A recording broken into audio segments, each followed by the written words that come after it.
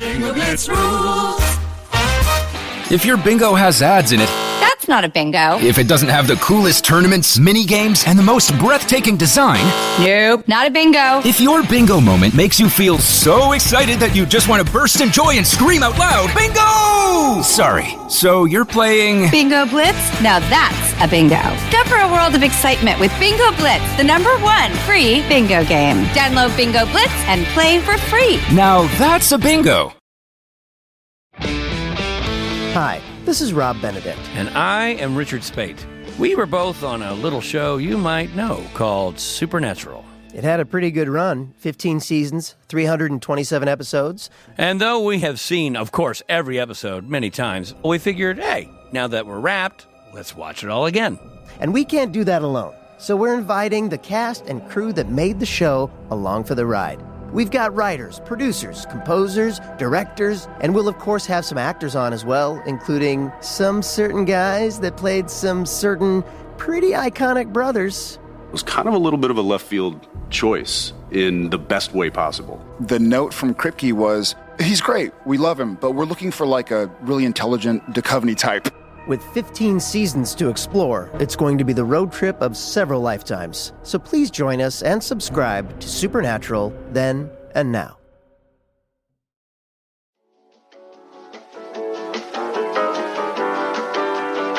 Well, I'm good. I'm a little exhausted because you are to blame. You did something. What did I do? I'm going to scroll to our text messages and I'm going to decide if I'm going to read them verbatim or if I need to filter them because we might have been a little harsh. So, if you all listened to, was it last week's episode? Of See You Next Tuesday? yes. Last week's episode, See You Next Tuesday. Oh. Melissa and I talked about the movie Popstar, and we specifically focused on an important moment, the penis, in which I still have on my notes app for our conversations. Actually, I don't even have it on my notes app for the conversations. I literally have it on my to-do list, which is my #1 pinned thing. So every time I open my phone and I go to my notes, it says, to know thy penis. I titled the episode if you didn't notice. I did not notice. I did not notice.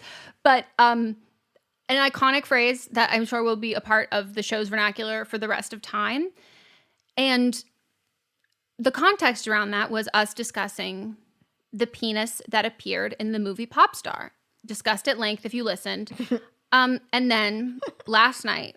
And not only that, we talked about like how it was a nice looking penis. Melissa, we can't get into that. We talked about how Melissa, the owner of the penis should be very proud of their proud. penis. Melissa. We also talked about, do you think that they posted like on dating apps? And then I said, I just want to give a recap for the people so that they know when it was a good surprise when it drops. Because you're like, you said they probably like tell people at parties and said, no, I think that they, wait a little bit, get to know somebody and then say it. They surprise and delight. And we said that like that reaction is an earned and justified. Yes. Because it's a penis that someone should be proud of. And we wondered about the life of this person. We wished well for them and their penis. And then at 10:23 p.m. last night, you decided, because this is while I was editing See You Next Tuesday, so I was thinking about it. You decided to commit an act of domestic terrorism, and you texted me, the penis is apparently Judd Apatow. And I said, why would you tell me that? Oh my fucking God. Then you said, if I had to know, so do you. I said, I will never recover. Oh my God, what a plot twist. The curtain did not match the drapes. And by that, I don't mean about hair color. I mean, I think every penis has a literal head, but then it has a head, like, know thy penis, know thy person. And at no point did that penis reveal themselves as that's clearly Judd Apatow's penis. And it came out of left field. And now I realize that I never needed to know who was behind that penis. And you know how I said like that they this isn't something that they just like bring up. It was what I said. They kept going to like press things and people were like asking, who is it? And your man, Andy, like smirked and eventually said that it was Judd Apatow's. And then people kept asking Judd Apatow and he kept denying it. And then he finally said, yeah, it was me. And now things make sense. I'm happy for Leslie Mann. That's what I'm saying. He's funny and has that penis. So Leslie Mann, I was like, you know, she's a baddie. And she's without a doubt. Yes. This is good for him. I hope his children have no idea who Andy Samberg is. And so they never. What do you mean? Melissa, His children are I know. But I hope that in their 20s. There is no part of their orbit that like pop star is that there is. I hope that they do not go to. They never went to high school and someone said. Well, they didn't release it. Like this was like they didn't say it while they. This was a later thing that they confirmed. So they were thinking, because I'm like, if you have not fucking seen Popstar, like this is not a normal nudity. Like we said, it's like nudity for comedy, which is my favorite kind of nudity and things. It is. If a penis, it's a jump scare. You should have a jump scare for this penis. Like it shocks you. You're afraid for the penis. You're worried about the well-being of the penis. And then you're like, okay, actually, you know what? Like, I don't care about that well-being of that penis. Like that penis is doing too much, like too fast and too often.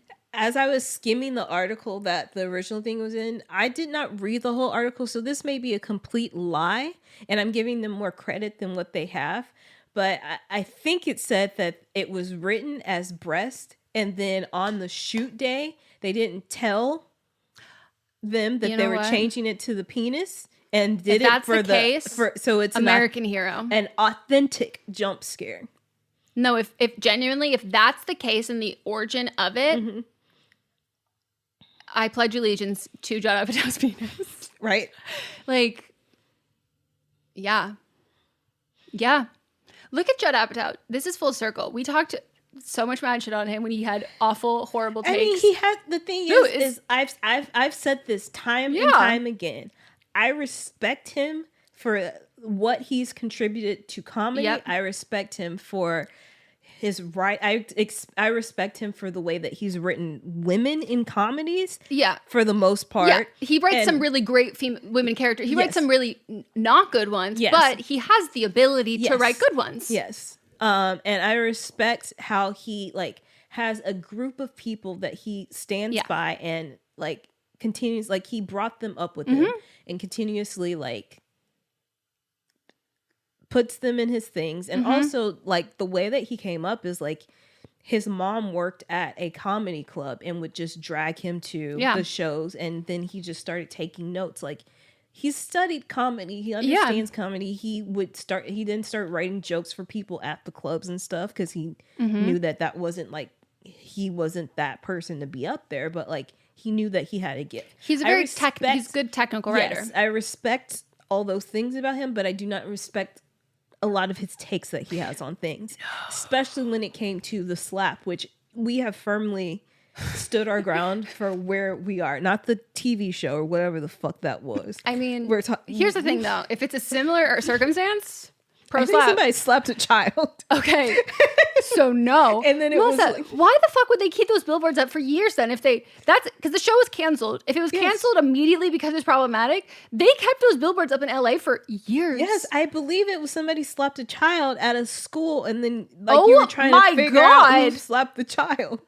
What? Is that where Big Little Lies came from? The slap. I will never get over this show. I think you're right. Wait, it's based on a novel and an Australian television series. Yes, it's a birthday party for a middle-aged employee. Hector's hot-headed cousin who slaps a misbehaving child.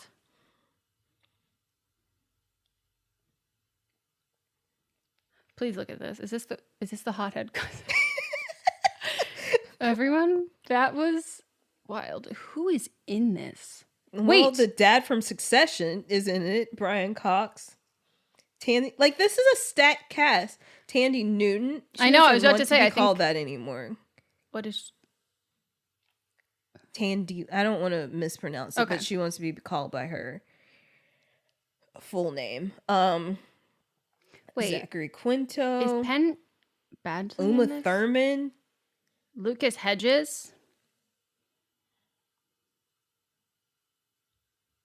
Victor Garber. Of course, this is such a Victor Garber show. So, yeah, this is... It is what it is, I guess. Why but is Penn Badgley in this? Where do you He's see- not in the cast, but he's in all the photos. On IMDb? He is Where's he listed? much younger actor boyfriend. Anouk's much younger actor boyfriend. Oh, okay. He got He's far down on pushed, the list. Which that's a choice because he's doesn't really matter how much you're in it. It matters usually how famous you are. So I mean, there's a lot of movie actors in this, and you have to think of when this was. This was in 2011. no, I know, but usually, so that's what I'm saying. They had to have manually done that because usually they just it shifts after the main cast. I'm looking at IMDb. Me too. I'm looking at Wikipedia. Oh, You're looking at I'm IMDb. IMDb. Yeah, No, like look how he's. Yeah, they have this manually done. gotcha. Oh, and then each episode looks like it followed a different one of the characters. I don't think it didn't get canceled. It was a mini series. It was only 8 episodes. That's what it was supposed to be. This is a new thing that is constantly happening to me. Is me talking about shows getting canceled. No, and I you thought going, it was Megan, these are canceled. miniseries. I thought it was canceled because so many people made fun of this show. Like I felt like it was a running joke for the longest time. Specifically, it was a running joke in LA because they couldn't afford to take the billboards down. Yes. So everyone, I'm not kidding you when I tell you the billboards might have come down in 2019. Yes, That's what I was to be gonna fair say too. On the way to LAX, you might catch a billboard of the slap to this day. That was the one it was the lone one. It was one of the big fuckers. Yeah. It got to the point where no one else could afford that billboard. Mm-hmm. So it might still be there. I have a friend who lives near there. I'll text and be like, yo, is that slap billboard still there? And it was a humongous. No, it one. was huge. And if anyone's watched Billboard Dad, you know how hard it is to repaint those billboards. So, unless there is a high demand, people will get the free advertising because they don't want to pay someone to take it down. Mm-hmm. Where can I watch it? Redbox. As a podcast network, our first priority has always been audio and the stories we're able to share with you. But at Realm, we also sell some pretty cool merch, and organizing that was made both possible and easy with Shopify. When you think about successful businesses like Aloe or Allbirds or Skims, an often overlooked secret is the business behind the business that makes selling and, for shoppers, buying simple. For millions of businesses, that business is Shopify. That's because nobody does selling better than Shopify. It's the home of the #1 checkout on the planet. And the not-so-secret secret that's definitely worth talking about is that Shop Pay boosts conversions up to 50%. That's more happy customers and way more sales going. If you're hoping to grow your business, your commerce platform better be ready to sell wherever your customers are scrolling or strolling, on the web, in your store, in their feed, and everywhere in between. Businesses that sell more, sell on Shopify. Upgrade your business and get the same checkout we use with Shopify. Sign up for your $1 per month trial period at shopify.com/realm, all lowercase. Go to shopify.com/realm to upgrade your selling today. Shopify.com/realm.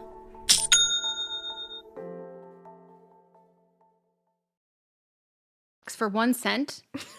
Melissa? Redbox is still a thing. I don't know. I zoomed in and that's what this looks like it says. It says Redbox for $1, right? That is what it says. We did not have Redbox. Okay. Wow. Was it on NBC?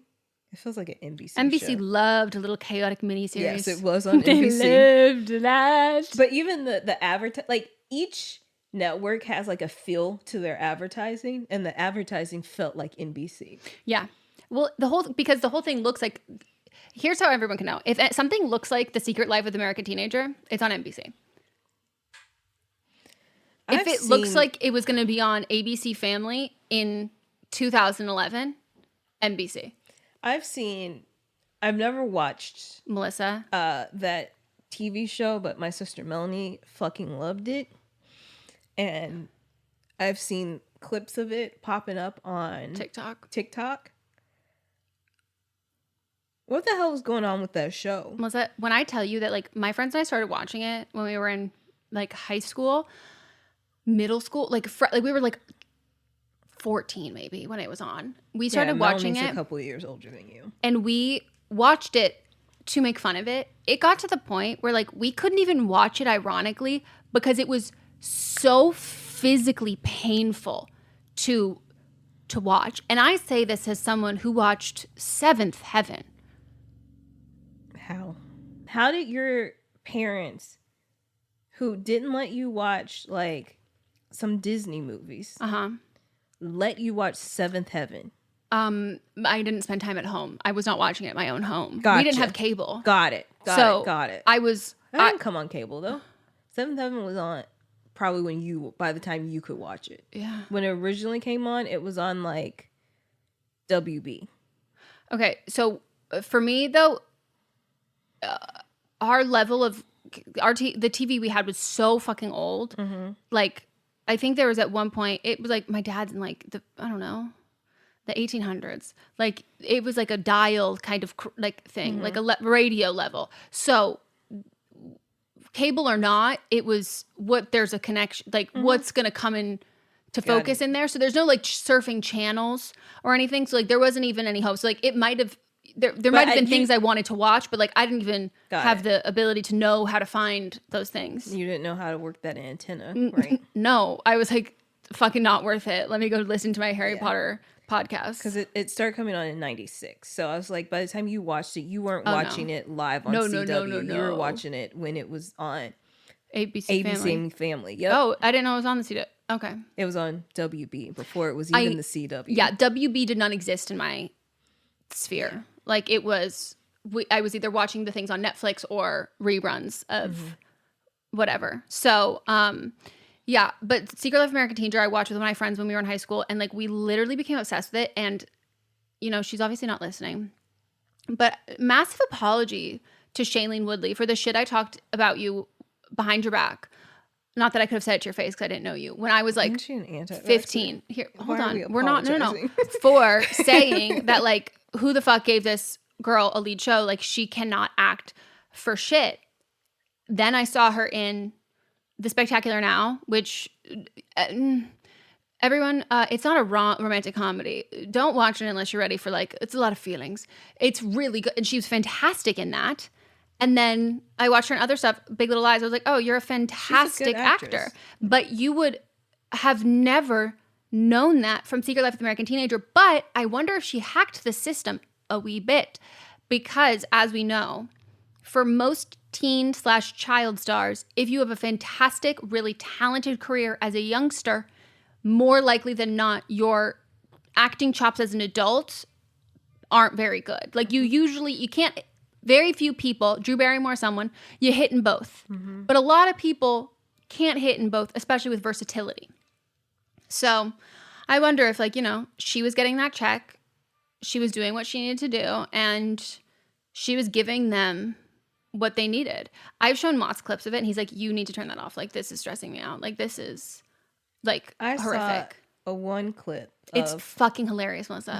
We need to find what all the writers are doing. Francia?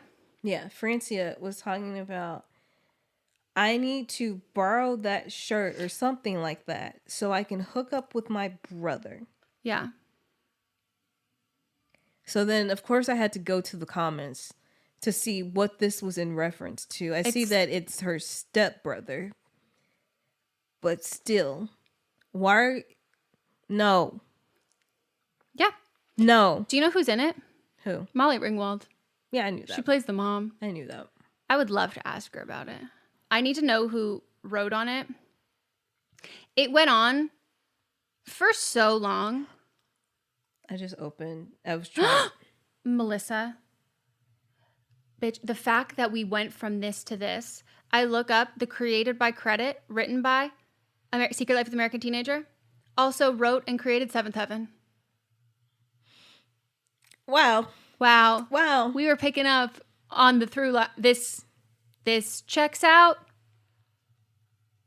and has not written much sense. I'm looking at all of the writers. Well, if they wrote did both shows. They're older then. Well, that makes sense based on how Secret Life of the American Teenager was written. But one of them wrote on 40 episodes of You. Why is it all connected? It's Melissa, all connected. This is crazy. I know these people are old because they have themselves credited like 9 times, like for the same jobs on it. Oh my God, Crew on One Day at a Time. Like the Melissa, I don't even know what these shows original? are. Blossom? Wait. What's that show? Oh my God. First of all, What is this? okay, hold on. These people When don't you even say have... hold on, when you say One Day at a Time, do you mean the original one or the one that came out a few years ago? What's before 2011. Okay, so that was the original that came out in the 70s. So, okay. Blossom was very instrumental in my childhood. Blossom, Maya Bialik played Blossom. This is where she got her start. I thought she got her start on Big Bang. No. Joey Lawrence was her brother in it. And I think that's all really that was really famous on this show. But it was iconic, as in her fashion was so iconic that they had a clothing line for her in like JCPenney, and I had every single fucking piece. So that to you is what Mary-Kate and Ashley at Walmart was to me. Yeah. My Because you aunt always used to let me get those. Yeah, I was gonna say you always go for people that are older than you. Yeah. Yep. Wow. And so Mayim actually, like a few years ago, asked me it was during the pandemic actually, asked me for my thoughts on podcasting. So I have had, you don't understand like how I had to be so fucking calm. Oh no, you know what it actually is? It's Hillary Duff. It would have been my Lizzie McGuire. Yeah. That would make more sense. Yeah. Cause I wouldn't lose my shit. I would love Mary-Kate and Ashley, but I wouldn't lose my shit in the same way that, yeah.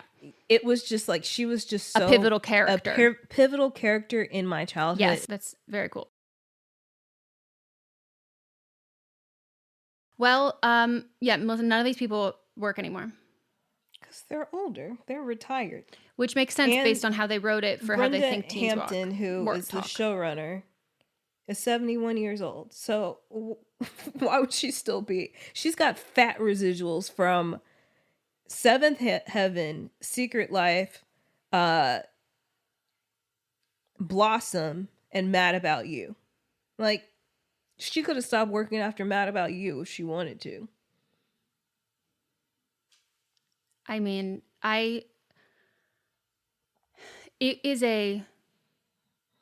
a mess of a time. And one of the main guys from it, stopped acting after it. He just did it, and that hasn't worked again. One of the other guys he's done some more stuff. He did,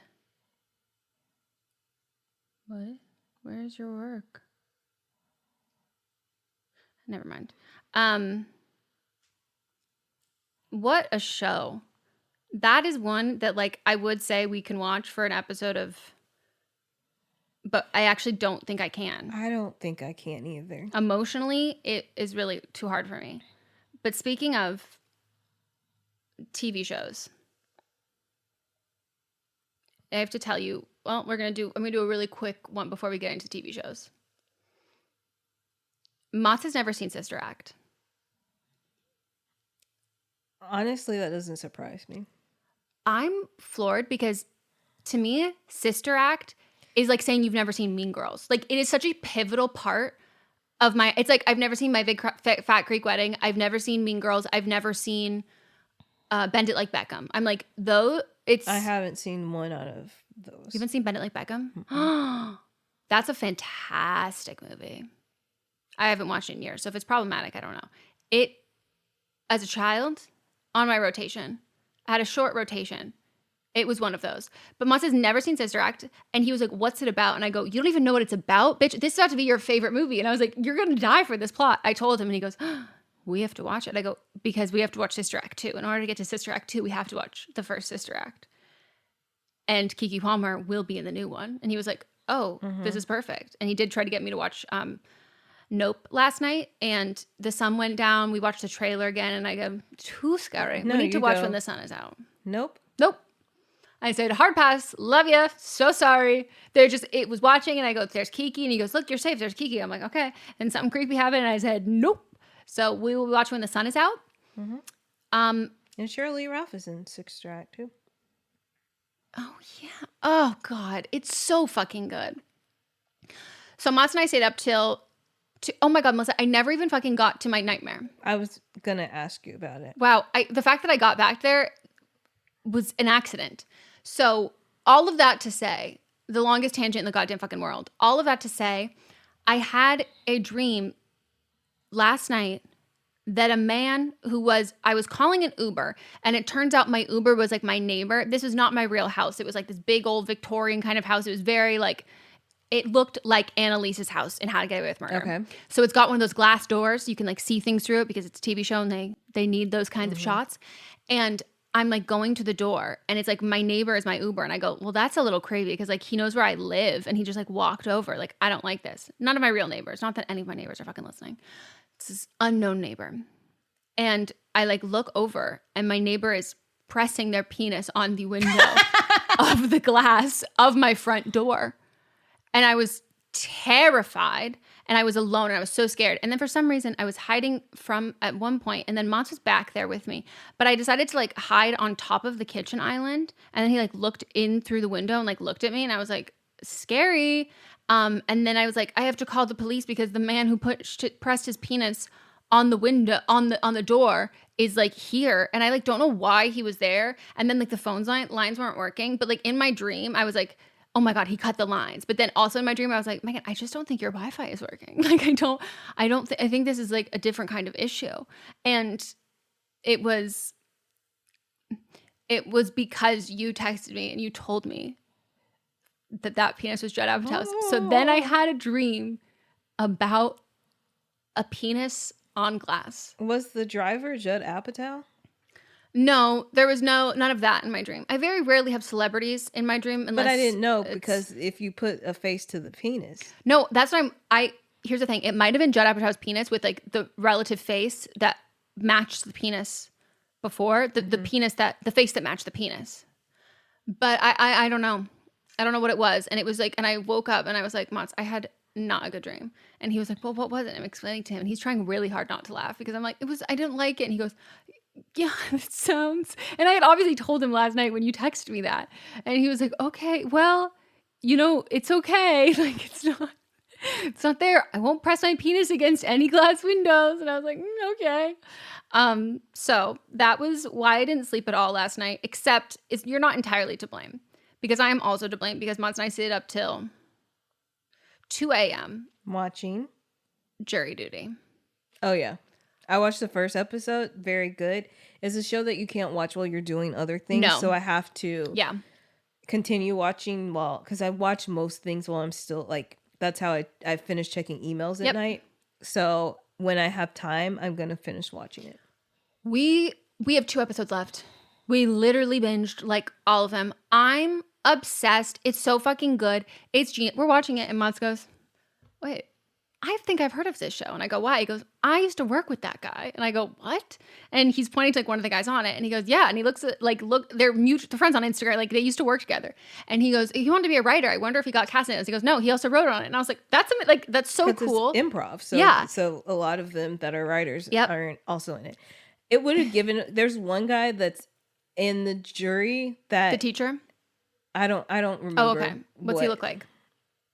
He's on Parks and Rec, so I would have realized like he's one of like an extra like because Parks and Rec, a lot of the characters like they start out kind of like background characters and then work their way up to be main or like not main but like recurring characters, and he's very like noticeable. And as soon as I watched it, I was like I would have besides old dude that's playing himself. I would have been like, I know who that guy is. So the thing that is they did a good job with it. I'm like really curious. I want to hear more about the behind the scenes of it because I was looking into it because I was like, I wonder what courthouse this was. And it's like Huntington City? Is that what I think so. So it's LA County. It's not LA City, but if I'm not 100% mistaken, and like it might not be true, but it sounds believable, so they could have even told like him that you can obviously be called for jury duty in LA City, but also I think you can be called in LA, just LA County. Yes. So that's what I'm saying. So like the fact that like you could have people who are like, oh, this person like lives in Beverly Hills, but they're getting called in here. But I'd be like, that's not his name. Oh. So that would have been that. But so I wondered about like you have to cast people who are not recognized like in that sense because I'm like they're all actors. Like I recognize one of the blonde girls who got up there who did a testimony. She's on TikTok. Testified. She's on TikTok and she's a comedian. She's funny and like so there are people I recognize. There's one dude which I need to know if we know someone who knows this person personally because I looked at his entire IMDb. I know him from nothing, but I know him. So now I'm thinking I must know this man personally. And I'll find that one later and to show you. But he's one of my favorites, and he's like not getting nearly enough love that he should. But that's part of the reason why I think they you suspend disbelief. You're in LA County for jury duty. Of course, there's going to be people like tons of people. A lot of people. Also, he's from San Diego, so I'm like, what's his name? Ronald, the main guy. And I was like, so you're close enough to LA to have a sense of LA, but it's not going to be an 100% accurate sense of LA. So like, you're gonna think that there's more famous people here than there actually are. So if you recognize people, that's fine. Like if someone who lived in LA proper, grew up in LA proper, and it was that many famous people, you'd be a little like, huh, but they sequestered them and took their phones. So even if he was like, that person looks familiar, they're not going to be able to look, he can't look it up. But didn't he look up old dude when he went, he said, I looked you up last night and I saw all the things that you were in. That was before he was sequestered. That's true. And so you're right. You have to, in James Martin, that's one's an obvious, also because the confirmation of the person coming up to him taking the picture. Mm-hmm. The other guy, it's enough of you look familiar. Yeah, I just looked him up too. Yeah. It's enough that you look familiar that it could be like, did I go to high school with like, it's not enough that specifically unless that was like his favorite show. But I think they probably asked a bunch of questions to make sure they weren't casting. Because I've seen Parks and Recs like 3 times all the way through. But I'm just like, have him shave his mustache because he looks so much different with a shaved mustache. But he looked exactly like how he did in Parks and Rec. So it just threw, like, I was like, it's like for with me, him, I would have been like, I know who you are. If you cast someone from Scandal or Friends or Criminal Minds on, like, I'll know. Like, even if they did one, those are like probably of the 3 shows, or Gilmore Girls, I'll know. Like, just no matter what, I'm gonna know. I'm gonna recognize them. And I was just like, I'm so impressed with this. Everyone, it's on Freevee. It's so fucking good. It's hilarious. And James Marsden's like the perfect person for this because he's just famous. He's been in so many things. But he's the kind of person where and he's self-aware to know that like he's been in everything. He's a constant working actor, but people might not be able to exactly pinpoint what it is that he's from, and that it's plausible that like he's acting like he thinks he's a lot more famous than he is, which is the confirmation bias for a lot of people how they view actors. So like it's the perfect fucking casting of like the whole thing, and I'm like very concerned for Ronald's like psyche after this. But like apparently like James Martin did a bunch of interviews about how like before he signed on, he like talked to production, was like, we have to be his friend. Hi, I'm Jennifer, a co-founder of the Go Kid Go network. At Go Kid Go, putting kids first is at the heart of every show that we produce. That's why we're so excited to introduce a brand new show to our network called The Search for the Silver Lining, a fantasy adventure series about a spirited young girl named Isla who time travels to the mythical land of Camelot. During her journey, Isla meets new friends, including King Arthur and his Knights of the Round Table, and learns valuable life lessons with every quest, sword fight, and dragon ride. Positive and uplifting stories remind us all about the importance of kindness, friendship, honesty, and positivity. Join me and an all-star cast of actors including Liam Neeson, Emily Blunt, Kristen Bell, Chris Hemsworth, among many others, and welcoming the Search for the Silver Lining podcast to the Go Kid Go network by listening today. Look for the Search for the Silver Lining on Spotify, Apple, or wherever you get your podcasts. And for anyone who does not know, it's basically a mockumentary style show about jury duty where they're saying they're making a documentary about jury duty, but everyone is actors except for one guy who doesn't know. There's a show back in the early aughts where it was a reality show that was, I forget what the basis of it was, but in the same way, everybody was actors except for one guy. And they would put everybody in like these bizarre situations. But the thing was like at the end, whoever won would win money, but it was a lot of money, like $250,000. But like it was always going to be like he would win, but we're going to make him look like a doofus at the end. But he was just endearing. Like no one, like it wasn't like he was like genuine and concerned about people.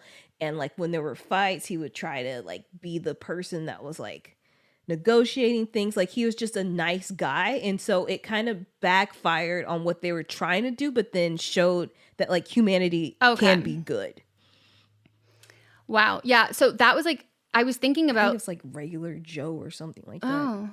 I was thinking about the whole premise of this one about like how they've like thought of like everything in the sense that like for him, the anxiety would be like, did I say or do something like or like problem bad? Like, am I about to like do all this? But the premise of it is that it was told there was a casting on Craigslist for being in a documentary about jury duty. So in that, he's already wanting to be on camera. Mm-hmm. He's consenting to be on camera, and he knows he's going to be on camera. So he's going to conduct himself as if he's on camera. But more specifically, which I think is why I don't know that you could do this in any other instance, a lot of people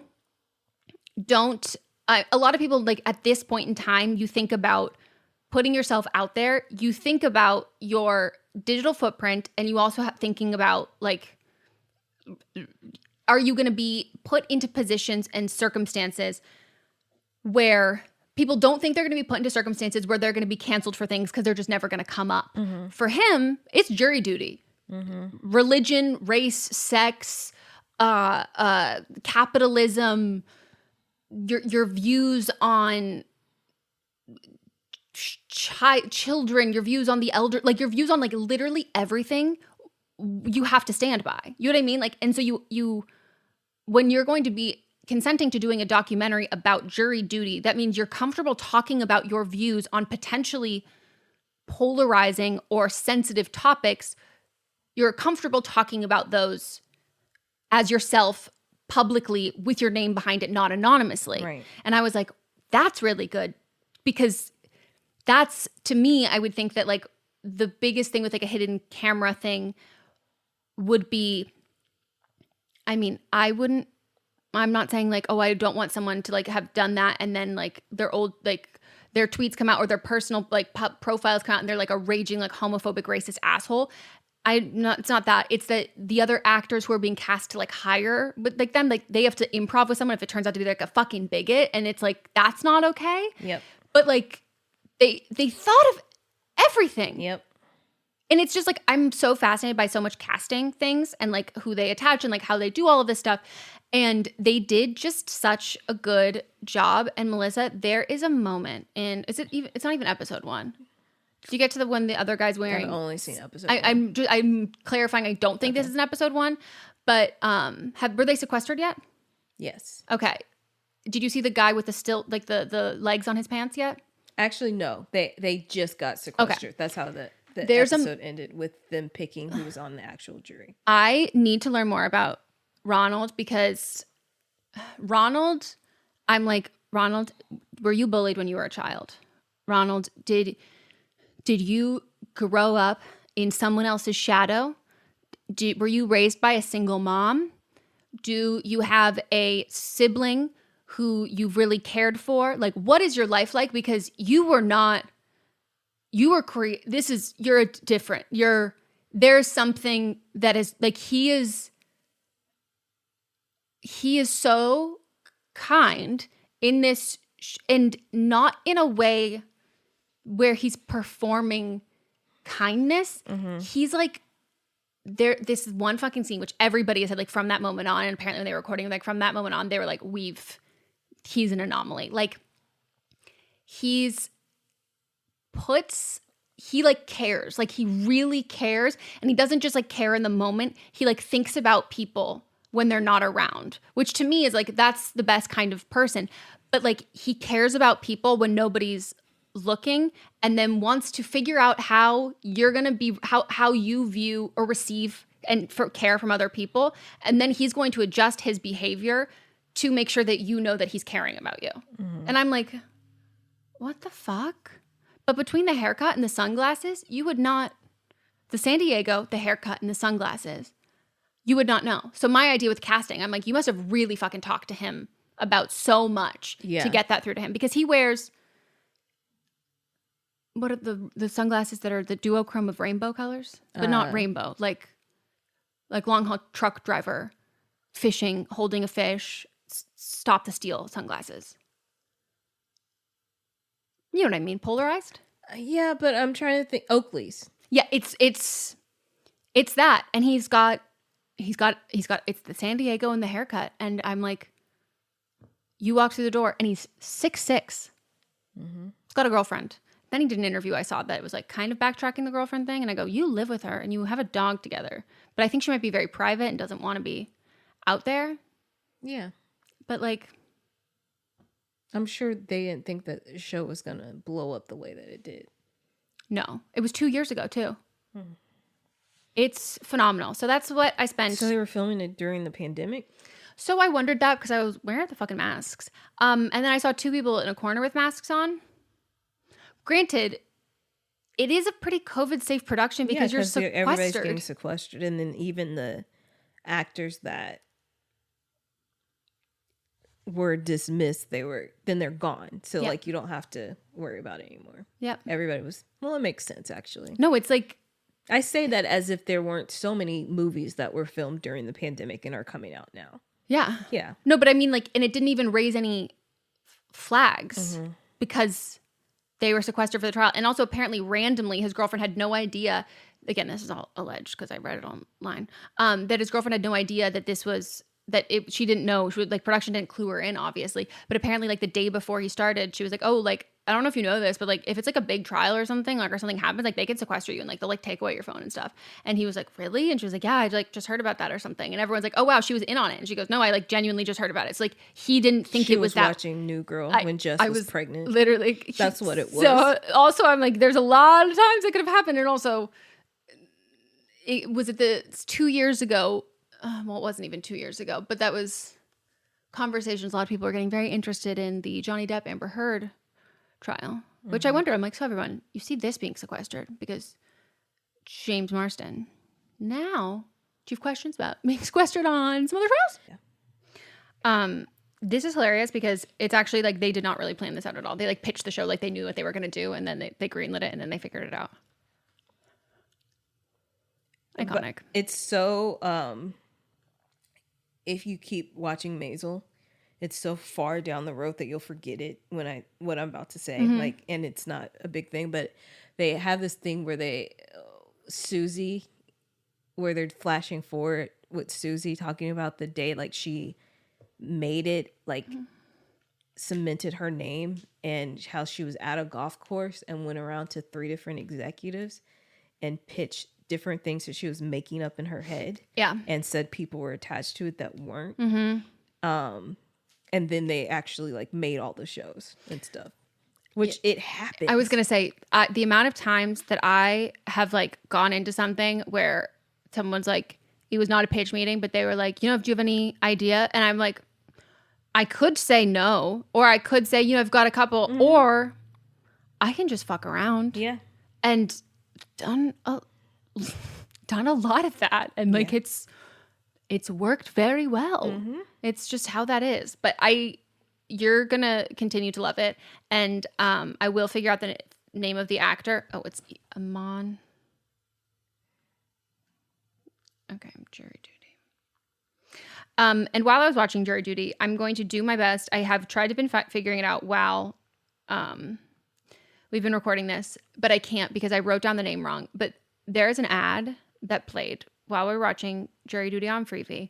And I don't know if there's been a petition with SAG to incorporate commercial actors for eligibility to win Oscars, Nobel Peace Prizes, or a Medal of Honor. But there is a woman who did a commercial about something with diarrhea. And the entire premise of the commercial is she's in public situations. She's at work. She's with her family. She's doing everything. She's in loud, busy streets, and she's constantly sitting on a toilet.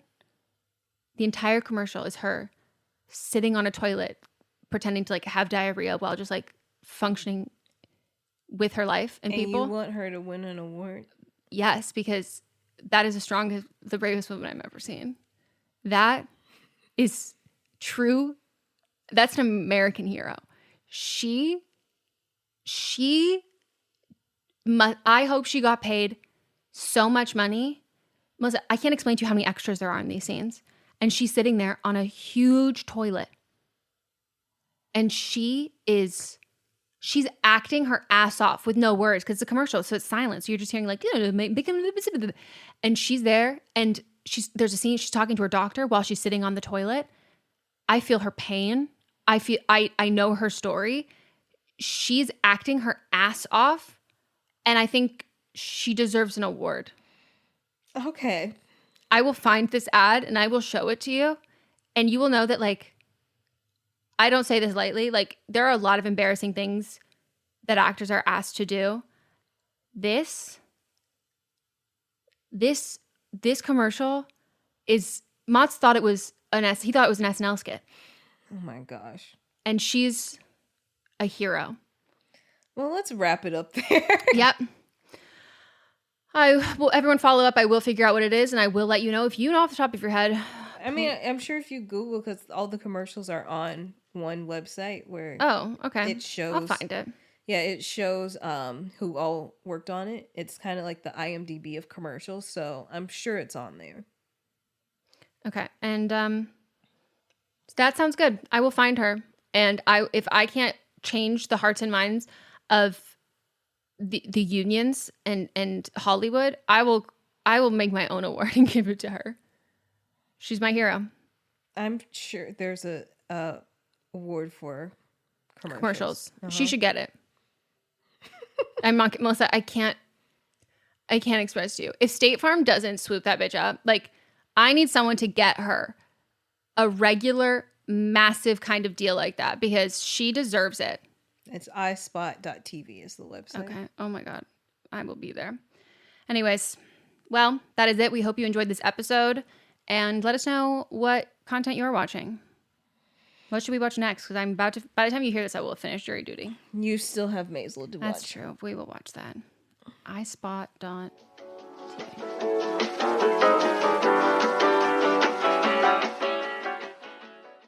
What's up, everyone? It's Noah Daniels. Hey, y'all. I'm JJ. Hey, guys. It's Kat. And we're your hosts of the Real Hauntings podcast, where we bring on guests to share their first-hand encounter ghost stories and supernatural experiences. Now on to the trailer. I've been warned to not tell this story, but I think because of the way it ends, it's okay to tell this story, because some people say that with certain entities, to like speak of them or talk about them or in any way like portray them as powerful will attract them to other people. The creepiest thing about it to me is a lot of times it would wait for me to notice it. Like, it would just lay its arm out like this, and then I'd be like, where is it? Where is it? And then I'd see it, and then it would just slither back. For more information on the Real Hauntings, Real Ghost Stories podcast, make sure you check out Real.fm to learn more about our podcast and many other amazing podcasts. Listening to a podcast should be time well spent, and I promise it will be if you'll give this podcast a try. It's called Something You Should Know. I'm the host, Mike Carruthers, and in every episode, I talk with leading experts on topics I know you will find fascinating. From why people can't keep secrets, what your favorite music says about you, why your pet acts in strange ways, and so much more. Something You Should Know is designed to give you information you can use in your life and give you great intel that you can share with others. I'm told it's a binge-worthy podcast. And with over 1,000 episodes, there's a lot to binge on. Something You Should Know has been ranked in the top of the Apple Podcast charts consistently for a long time. I know you're going to like this. I just need to get you to try it. Something You Should Know. It's available wherever you listen to podcasts. Hi, I'm Jennifer, a founder of the Go Kid Go network. At Go Kid Go, putting kids first is at the heart of every show that we produce. That's why we're so excited to introduce a brand new show to our network called The Search for the Silver Lining, a fantasy adventure series about a spirited young girl named Isla who time travels to the mythical land of Camelot. Look for The Search for the Silver Lining on Spotify, Apple, or wherever you get your podcasts.